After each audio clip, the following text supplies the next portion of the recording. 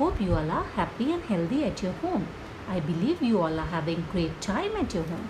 Before we go ahead, I would like to ask you a question. Which is the best thing? We all love to listen. Yes, stories, because it gives us message.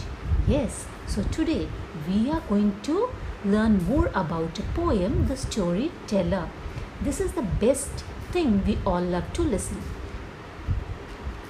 The poem which we are going to begin today is written by Nicholas Hossburgh. Now let me tell you about Nicholas Hossburgh. Nicholas Hossburgh was born in India, Bangalore. He is an ELT expert, and after his higher studies abroad, he worked in India in close association with his father. Hossburghs are the author of several successful courses in English and other subjects.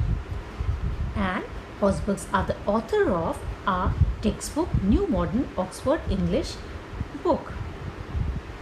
So, without wasting much of our time, let us begin with the poem The Storyteller. Dear children, here I have underlined the new words, and I want you all to be very attentive so that you can understand it easily and answer all the questions asked at the end of the session. So shall we begin? Yes. What stories he told the children at the end of the day, when tired of play, all bathed and well fed, they cuddled in bed. What stories he told them. So the first paragraph tells us about the storyteller. The storyteller is a person who narrates the story, and the storyteller is telling the story when at the end of the day. And which part is the end of the day? In the night, when tired of play, when the children are tired of playing, and after they are tired, they had their bath and they had their dinner. Well fed, it means they had their dinner. Fed is the past tense of the verb feed. They cuddled in bed. So the children are lying comfortably in the bed and hugged in the arms. They are comfortably and listening to the stories. What story he told the children? Their eyes open wide, with him by their side. They listen in awe to fables of yore. What stories he told them?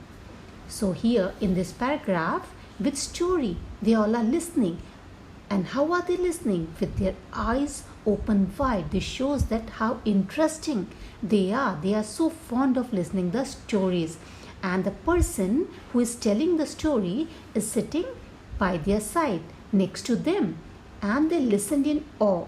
Yes, they listen in great respect. They listen in excitement, because they were very fond to listen the stories. And how were the stories? The stories are short stories with a message.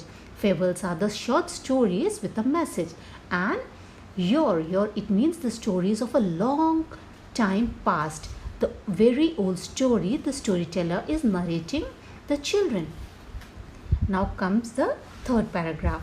What stories he told the children of shadows that crept while they soundly slept, and phantoms that played if they'd not prayed. What stories he told them. So here the storyteller is telling about the stories of shadow. The shadow means the thing that appear in the dark.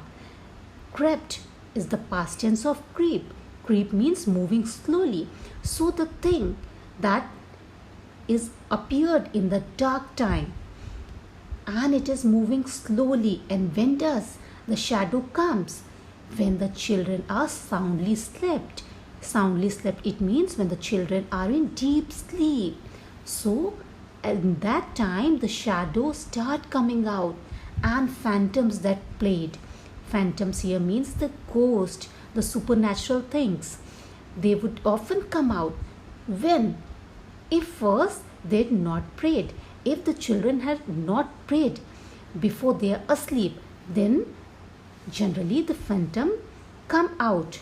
And when do they come out? When the children are in deep sleep.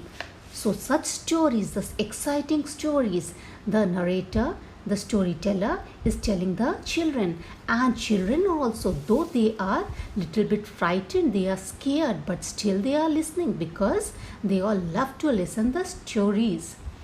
Now comes the fourth paragraph. What stories he told the children. Now they feel a chill, yet repeat them still to their young and old. Those stories of gold. What stories he told then. So in this paragraph, the storyteller is telling the stories. The children are a little bit scared and they are shivering, not because of the cold, but due to the scaredness, due to the fear. They are shivering, they are trembling, but still they want to listen again and again. And the storyteller is also repeating, and the storyteller is telling the stories to everyone, to young and old. Why? Because he thinks such stories are the precious stories, stories of gold. It means such stories are the precious story that can be heard again and again. So this was all about the storyteller, the poem, which tells us that there are many kinds of story and we all love to listen the story. So in the poem, the storyteller, the poet tells us about the love children have for stories and how much they learn from stories which are narrated to them by their elders. And I know this is our favorite time when we all love to listen the stories by our elder. Sometimes it is very frightening. We are afraid, but still we want to know what happened next, and we want to read at the conclusion, the end of the story, and again we want to narrate the same stories to our friends, to the other person. Hope you all like the explanation of the poem. Now comes the question time. So are you all ready to answer my question? Dear children, you don't have to write this question and answer in your notebook. If you wish, you can write down in your rough notebook. When were the stories told to the children? It means at which part of the day? How do we know the children were comfortable and at ease? How do we know the stories were interesting to the children? What are fables of yore? When would the shadows creep and phantoms appear? Last but not the least, who tells the stories now and to whom? So, hope you all understood and hope you all gave the right answers. Dear children, you have to note down the poem neatly in your regular English notebook. We'll meet again on Thursday. Till then, enjoy more stories and have a great time. Bye-bye.